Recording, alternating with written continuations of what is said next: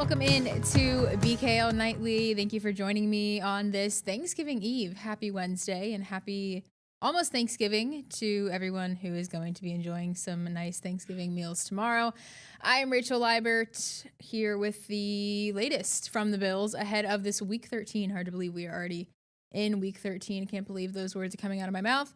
But the Bills are getting ready for another Sunday matchup against the Steelers. So we got the Steelers leading the AFC North. They are 6-5, and the Bills, who are at this point on the playoff hunt. So should be a good game on Sunday. I think the Bills are favored like 3.5 points. So, might come down to a final drive, final possession, and that'll be fun for Bills fans and for Steelers fans, even though I am admittedly a Cleveland fan. So Steelers winning, not really what I would like to see, but, we'll move past that and we'll bring you unbiased information for this weekend. All right, we got to start, as we always do, with the guys that did not practice today over in Orchard Park. Kind of a little bit of an extensive injury list today, but also a lot of guys that are listed as full, so not as bad as it looks surface level. Not practicing today was Terrell Bernard. He is out with an elbow injury today. Deion Dawkins did not practice. He's in concussion protocol. He did get evaluated for concussion in the Thursday night loss against Houston. Spencer Brown also did not practice with a shoulder injury, and Daquan Jones is out with an illness. So a few guys not practicing, a few key players there not practicing, but it's early in the week and they've got a longer week than they did last week to recover and kind of, get through these injuries, and we will keep you updated along the way. Of course, what happens with them as the week goes on.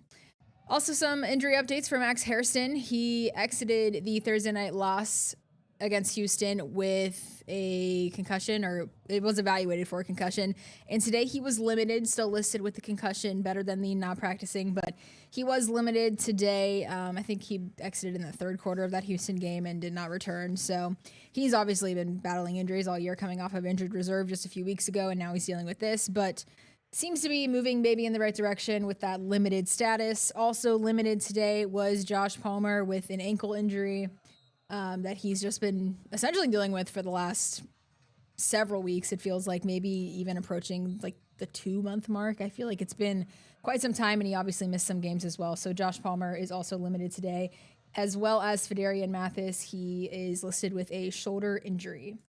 All right, here is a quick look at the rest of the injury report. Josh Allen was listed on the report, but he wasn't full today with an elbow injury. Sean McDermott said that it was just because of general soreness as to why he was listed, so he will be good to go for this weekend. Joey Bosa also listed with a wrist injury. He practiced in full, though. And Reggie Gilliam added today. I think this is the first time he's been on the report maybe all year, with a knee injury, but he was in full. And then Dalton Kincaid still not practicing with that hamstring injury he suffered a few weeks ago. And Curtis Samuel was out with an elbow and a knee injury.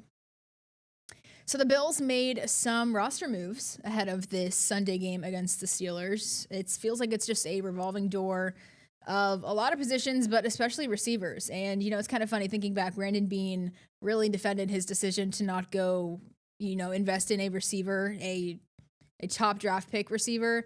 This draft, obviously they picked their last round, or their last pick of the draft was a receiver, but that didn't pan out for them.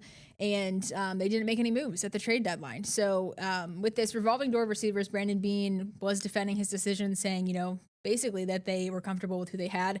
But now it seems like they are not so comfortable, and very much warranted. The offense has been struggling. This everybody eats mentality has not been working, and it's just been a tough year for the Bills receiving group. Khalil Shakir's been good, as he's expected to be, but other than that, the receiver room not looking so hot. So to try to remedy this, the Bills brought in a receiver who has 12 years of NFL experience. Brandon Cooks was signed to the Bills today, and Elijah Moore was released. I don't know if that was expected. Cooks was signed maybe actually yesterday, I believe, not today. But Elijah Moore was released today officially. But Cooks was signed yesterday, so you gotta assume somebody's got to be let go. And Moore was the guy that got the short end of the stick. Elijah Moore didn't have a great season. He's kind of just there. He had a few decent catches, but nothing to stand out, as nobody in this receiver room has stood out. But Cooks comes from the Saints. He spent the first 10 games, I believe, of this season here. He was drafted back in 2014, so he's been in the league for quite some time. And today in Orchard Park, he was kind of asked, he's excited about coming to the Bills, coming to a new team. And he said he has a chip on his shoulder coming to a new team, but he also said there's something he's looking forward to that goes beyond just, those receptions that he might be getting to finish out this year. Opportunity to be able to play with Josh is, you can't pass up that opportunity. He's a special player. All you do is hear about this organization from afar being a special place and how they treat players, and it's all about ball. So I'm thankful to be here for sure. A good addition. Going against him a number of times, always respected his game, his good speed, knows how to play the position. Some guys have good speed, but they're not true wide receivers and football players. He's a combination of both. He's already basically learned our playbook. He's an extremely high football IQ guy. He's been around the league for a long time. The way that he carries himself, the way that is in meetings, already it's very apparent that he's a true professional. Be a leader, but at the end of the day, come out here and remind people around this league that I'm still a playmaker, and that's my expectation, to go out there, make plays, be the best teammate I could possibly be, and let everything else take care of itself. You hear the whispers, you hear the things that's going on, and you just go out there and lock in, zone in, and remind them. But more importantly, remind yourself and remind the people that also believe in you. That's what is most important. So as far as Cooks having an impact, I'm not sure that he will have an impact. I think any receiver getting in the mix in this offense right now can be a good thing, just because, like I said, we haven't seen anybody stand out other than Khalil Shakir, if we want to call that standing out. I feel like that's just him being consistent and doing what we expected of him to do and not being that, Brandon Beane said there is no wide receiver one. I think there has to be. Obviously there is not with this team, but I think a successful offense that relies on its passing game, you have the MVP of the league, you have to have a top receiver, and the Bills just have not seen that so far this year, other than Shakir, of course. So I think this will be interesting to see whether or not he makes an impact or what he does for this team. Would definitely be interesting to see if anything kind of switches up with this Bills offense, if they get rolling, and if this passing game really capitalizes on the fact that they literally have Josh Allen on their team. So it'll be fun to watch. We'll see if this weekend, maybe that immediate impact will happen. So we do know that the Bills lost last Thursday to Houston on the road, and it was a very, very, very, very emphasis on very poor performance from the offense. A lot of sacks taken from Josh Allen. The offensive line has had a pretty consistent season, and last week did not show that at all. Defense, not a great first half, picks it up in the second half, but overall just a very poor outing. Essentially, the top-ranked Texans defense showed that they were the top-ranked Texans defense and outplayed the Bills offense, and that's what it comes down to. So today, Thad Brown was out in Orchard Park, got to talk to a lot of the O-linemen and the offense, just how they're planning on bouncing back from last week's poor outing and getting back in the win column and changing things around as they go on the road to Pittsburgh this Sunday. The 8 sacks allowed by the Bills last week against the Texans was jarring, not only because it was the most ever for Josh Allen, but because it came behind an offensive line generally considered to be among the best in the league.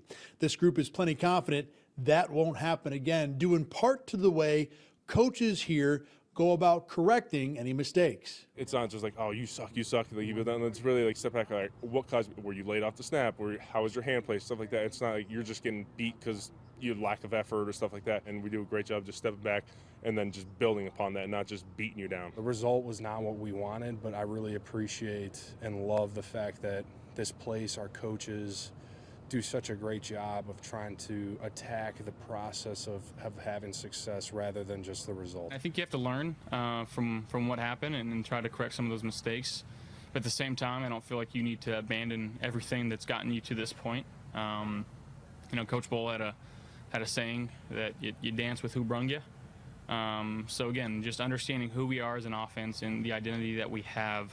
I don't feel like that was really a reflection of who we are. And certainly you got to give a lot of credit to the Texans and those players, but I know what we're capable of, I know what we've proven, and I feel like we're going to respond the right way. The Bills might be down both Deion Dawkins and Spencer Brown against another nasty pass rush Sunday in Pittsburgh. Neither starting offensive tackle practiced on Wednesday. But there's confidence in the younger backups, in part because the starters have spent so much time together. They were able to spend extra time in training camp tutoring those younger guys individually. Connor McGovern added, quote, "We were able to really coach the younger guys because of how comfortable we are as a 5. Now that it's their turn to step up, I know they'll be successful. Well, just what you want to hear from the offense that is looking to get back in the win column and hopefully not take another 2 losses in a row. And, I feel that we'll get into our predictions later on and I'll get more into it, but I do feel like the Bills will come out with a new outlook of we are not going to take a second loss in a row for the second time this year. So, with that being said, it is now time for our roundtable segment. Each week, Thad Brown, Carl Jones, and Josh Reed over in Orchard Park just break down the game. A lot of talking this week about the new receiver edition, Elijah Moore being released, as well as just what the Bills need to do to get back in the win column. So I will let them take it away from here. Time once again for the BKL Nightly Roundtable. Carl Jones, Josh Reed, I'm Thad Brown. Bills and Steelers, but of course the topic number one is internally here at One Bills Drive. The wide receiver merry-go-round continues. Elijah Moore is gone. Brandon Cooks is in.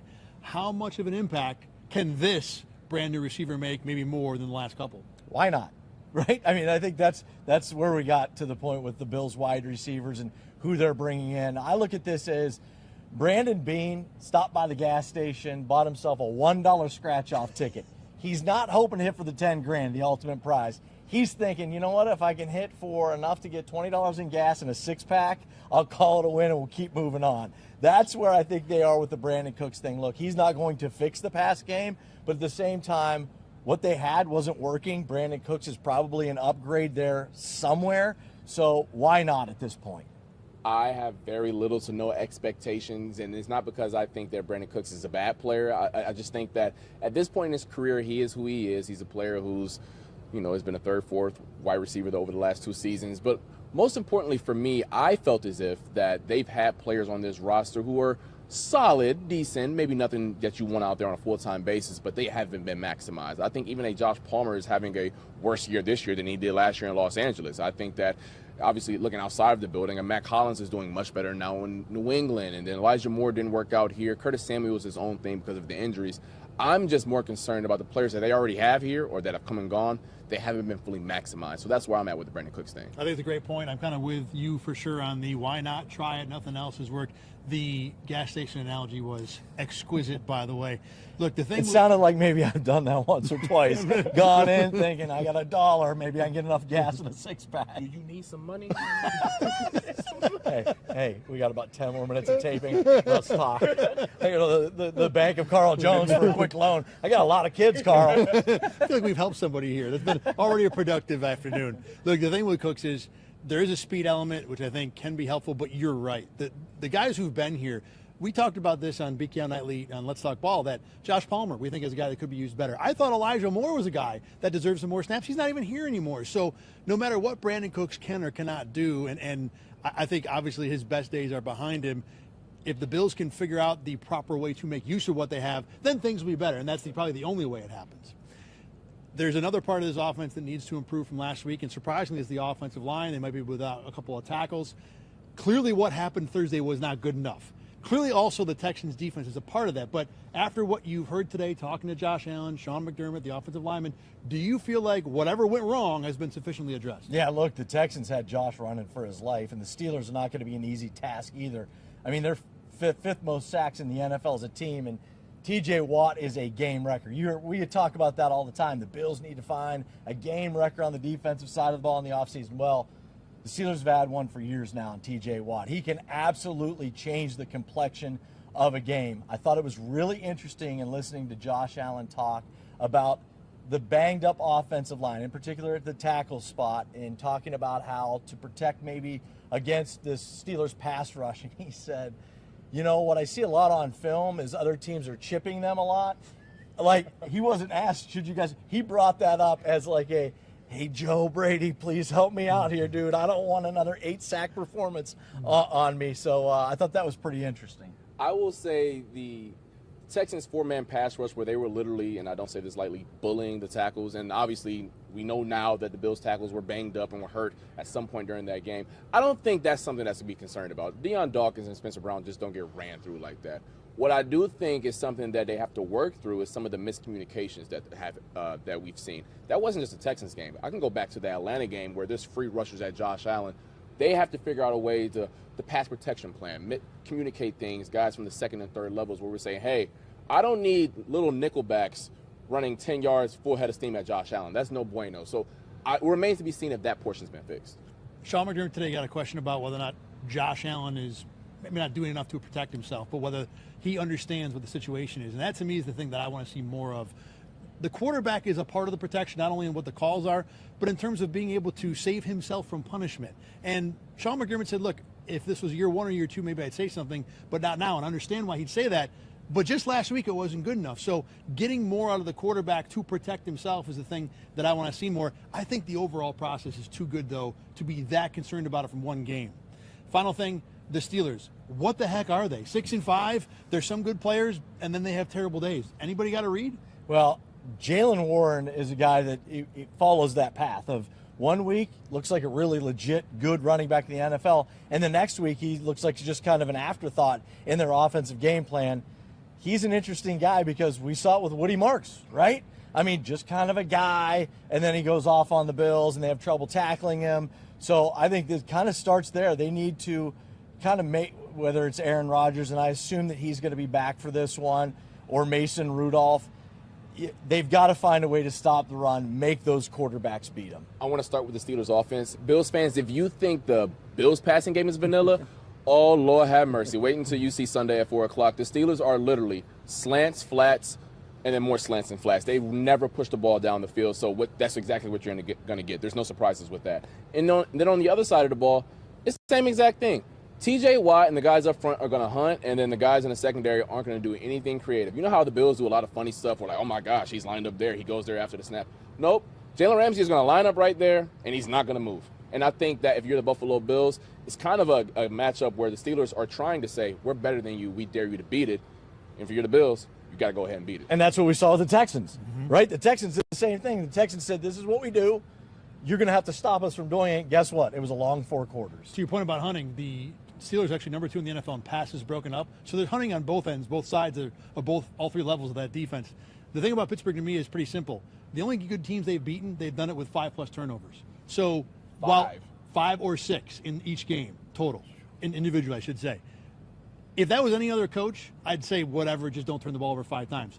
But Mike Tomlin has the juju magic that you cannot ignore, and that's my main concern for Bills and Steelers this weekend. For Carl and Josh, I'm Thad. Let's go back to the studio right now. All right, thank you guys. We are going to take a very quick break. When we come back, we're going to do our weekly mailbag segment. Thad Brown will answer your questions out in Orchard Park. That's next.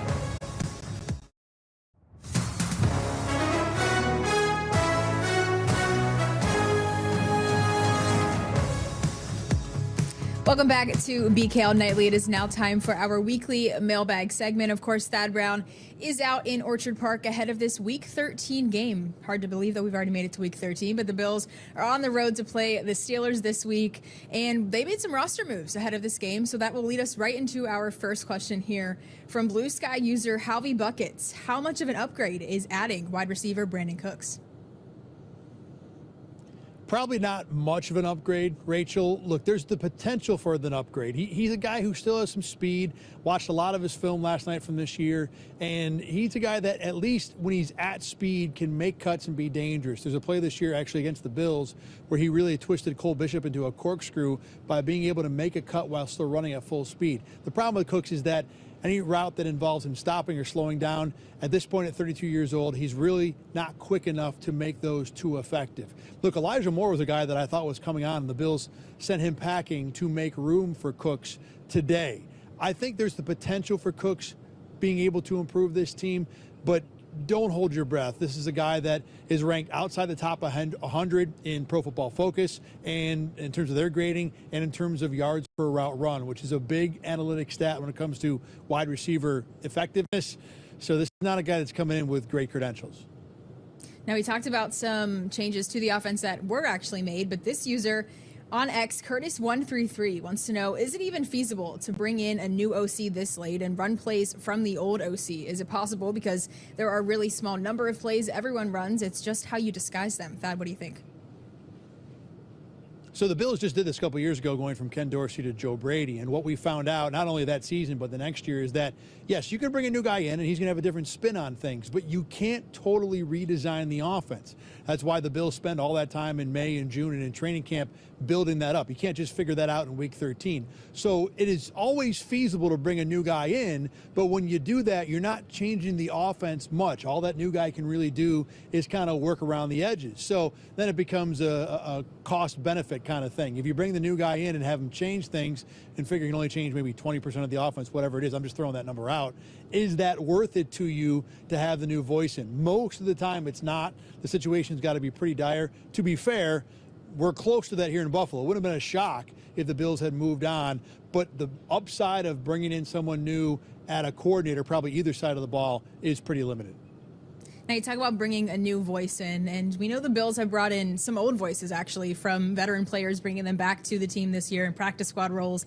So from Blue Sky user Steph Go Bills, we've got a lot of older players on the roster now that were probably expected to be more mentors in the room versus starters. Is their knowledge that much more valuable than speed and athleticism? So in a vacuum, probably not. I think in a vacuum, you want the athletic, the physical skills, because you can teach knowledge to anybody in theory, but only so many guys can run fast and be strong to be indomitable when it comes to playing football. That said, what the Bills have is a situation where they don't have many good choices. Jordan Poyer at safety is a good example of that. They wanted to have Taylor Rapp be the guy there because he has the experience and the youthfulness. But with what the Bills had left choice-wise, Jordan Poyer's experience and that value of that outweighed the inexperience of, say, a rookie Jordan Hancock, who's more physical. So it's not so much that the Bills wanted to use these older guys, Jordan Phillips, Jordan Poyer, even Shaq Lawson now. It's that, A, they don't have many good choices, and B, when you do get to the proverbial bottom of the barrel, that knowledge and experience can make a player play faster. If you can recognize things sooner, then you might not be physically faster, but the brain is working fast enough to make up from some of what you've lost in the legs over the last few years. Yeah, it's definitely, we'll see if any of these changes that the team has made this week kind of affect this weekend. And especially with those veteran voices, maybe this is the chance for them to kind of bounce back from this loss and be those mentors, maybe not those starters that this user is talking about in that question right there. All right, that is going to wrap up this week's mailbag segment here on BKL Nightly. Thank you so much, Thad. As always, you can send your questions over to Thad at ThadBrown7 on X, Instagram, and Blue Sky, and over on the News 8 Facebook page. We'll try to get to them each week as the Bills get ready for whoever they're playing that week. All right, so it is now time to do our predictions. Normally we do these on Thursdays, but since tomorrow is Thanksgiving, we got to do them a day early. I will let Thad go first with his prediction, and let's see, what Thad is thinking is going to happen this weekend. The Steelers don't do a whole lot right, except for attacking the quarterback, both with the pass rush and attacking passes in the secondary with some athletic defensive backs. They like to create sacks and create turnovers. And I know what you're thinking. Thad, did you watch the game last Thursday? That formula seemed to work pretty well against the Bills. I get it. But Pittsburgh only has 2 wins all year against teams with winning records. And like we said earlier, both those wins involved Pittsburgh forcing at least 5 turnovers. Not doing that seems like a pretty low bar for the Bills to clear. Josh Allen has never lost back-to-back starts twice in the same season, not even as a rookie. I went against that, picking Tampa to beat Buffalo a couple weeks ago. I won't do it again. I think the Bills bounce back in this game. They control the turnovers. They do enough on offense, an offense that's still ranked in the top 5 in most yardage stats. So give me Buffalo this week, 34-24. All right, Thad is going with the Bills, 34-24, and I don't think you picked the Bills last week. Oh, no, we all picked the Bills last week. Sorry, we all picked the Bills last week, and that did not work out in anybody's favor. Okay, now we're going to go to Caleb's prediction. He's obviously not here today, but he did send one my way. Steelers. Oh, my goodness. Caleb and Steelers combined is what just came out of me. Steelers, 24-20 is Caleb's pick. Caleb is 5-6, though is sad with his predictions. He is taking the Steelers to win, which is kind of funny. I will poke some fun at him for not being here. Caleb is a lifelong Bills fan, and I think he might be on the Bills bandwagon of people maybe kind of given up a little bit and trying to, see what's going on with their team. But he is picking the Steelers this week, 24-20. And my prediction, I am going to stay with the Bills. I've picked the Bills every single week, so I'm 7-4, just like the Bills. I'm going to go with the Bills 31-24. Kind of just as Thad said, this Steelers team has not really beaten anybody too impressive. They have a few wins over teams. I believe the Patriots are one of those wins that over winning teams with winning records at this point in the season. So nothing like too impressive on their resume, and their wins are just kind of over teams that are not very good. I am afraid of Mike Tomlin a little bit, though. As like I said, being a Cleveland fan my whole life, I'm very familiar with Mike Tomlin and just the ability to win even when you don't think the Steelers can win. However, though, my final thought is that Aaron Rodgers is questionable. Mike Tomlin did say he is optimistic in his return, and DK Metcalf is also questionable. So I feel like if those two are out, that could also affect the impact of this game. Mason Rudolph would be behind center, and I don't think that is going to fare well for this Steelers offense. All right, that is going to do it for this edition of BKL Nightly. Thank you for spending your Wednesday with me. Happy Thanksgiving for all of you who are celebrating, and we will catch you next time. Get the Rochester First streaming app today for everything you love from News 8 On Demand, plus exclusive shows you won't see anywhere else. Search ROC and download for free on Roku, Amazon Fire, and Apple TV.